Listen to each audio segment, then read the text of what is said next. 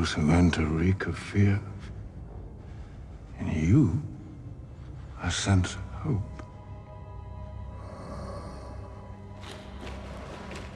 Marvel has been diving deep into the identities of its ancient villains in the MCU, like Dormammu and Galactus. With Fantastic Four on the horizon, the first steps are being taken, and we can't ignore the mid-credits scene in Doctor Strange in the Multiverse of Madness. It introduces Clea, played by Charlize Theron, a sorceress who shows up to enlist Strange's help after his actions caused a dangerous incursion. In the comics, Clea plays a massive role in Doctor Strange's storylines. She's a powerful sorceress tied to other dimensional beings, being the daughter of Prince Orini and Umar. And let's not forget that she is Dormammu's sister. On top of that, we now have Aubrey Plaza playing Death in the MCU in Agatha All Along, which also teased other big names like Mephisto. And others say he might be a demon or an agent of Mephisto. And speaking of iconic characters, rumors suggest the upcoming Blade movie might kick off with the death of Dracula himself. So let's dive into everything we know so far about Marvel's take on Count Vlad Dracula and his first potential look in the MCU. The upcoming Blade movie in the MCU might kick off with a bang, Dracula's death, sparking a full-on war between humans and vampires. Back at SDCC 2019, Marvel Studios president Kevin Feige announced that Mahershala Ali had joined the MCU as Blade, and fans have been buzzing ever since. Ali, a powerhouse actor and Academy Award winner for Green Book, reportedly reached out to Marvel himself, and as Feige put it, when Mahershala Ali calls, you answer. The big question now is how Marvel plans to introduce vampires into the MCU. There are two main theories. One idea suggests vampires could emerge from the fallout of Doctor Strange and the Multiverse of Madness, with mystical energy transforming people worldwide. But this theory has a problem. It wouldn't explain how Blade becomes a daywalker.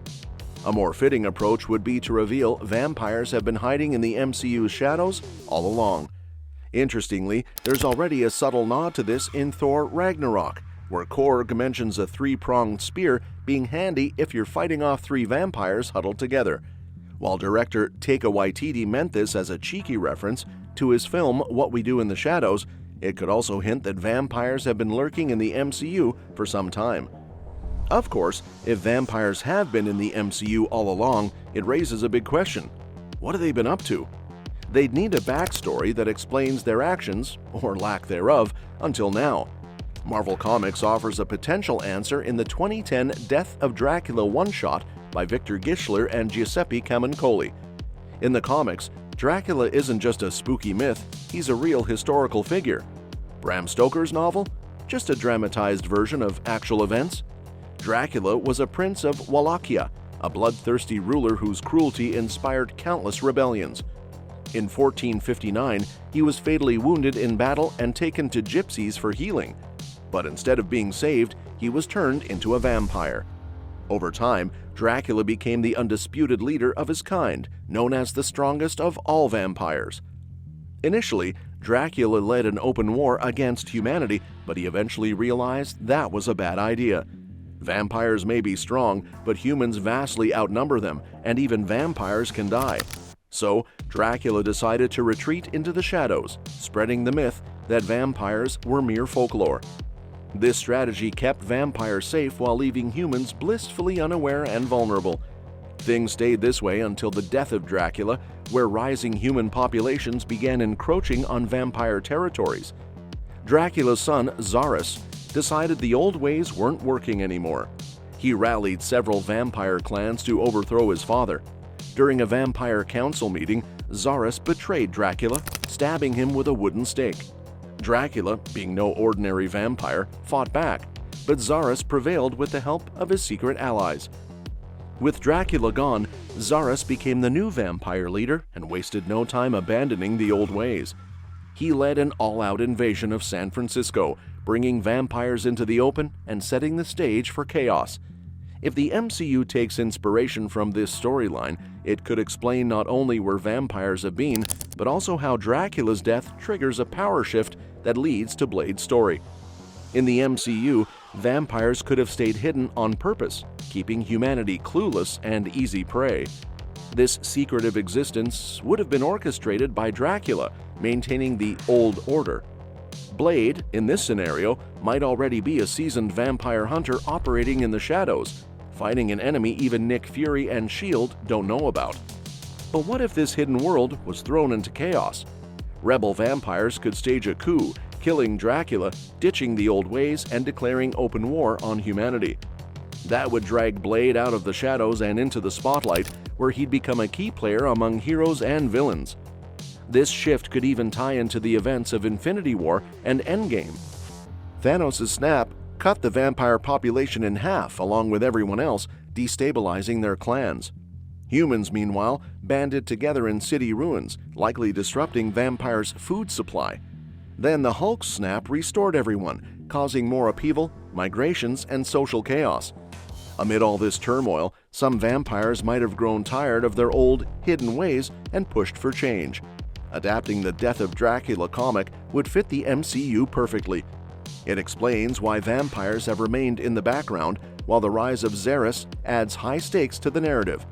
With a little creative tweaking, it also makes sense why vampires waited until after Endgame to become a visible threat.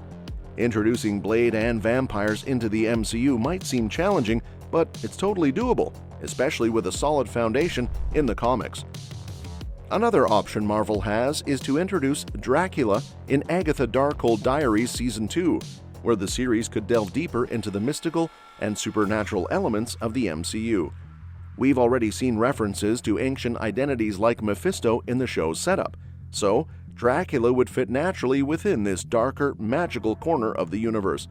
He could even serve as a connection between Agatha's chaos magic and the broader supernatural forces in play.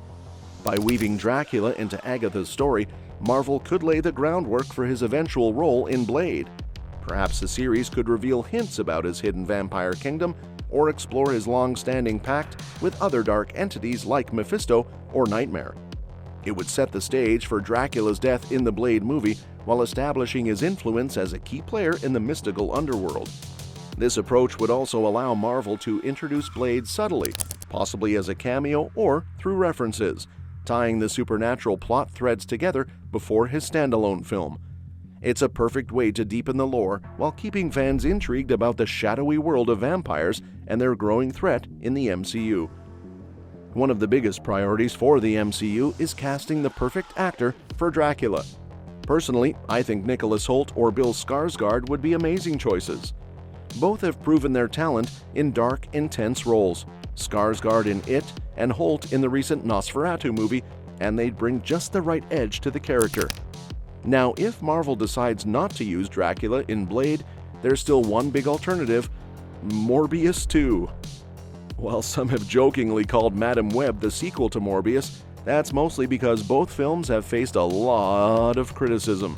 In fact, Madam Web has managed to score even lower on Rotten Tomatoes with a 14% rating compared to Morbius's 15%. Not exactly a glowing comparison, but it shows there's room for redemption if they lean into the vampire lore properly. And that's that for today's video. Thanks for watching, and we will see you in the next one. Your suggestions for future videos are always welcome in the comments below. Don't forget to like, share, and subscribe to stay in the loop. And if you want, you can share your thoughts about this video in the comments.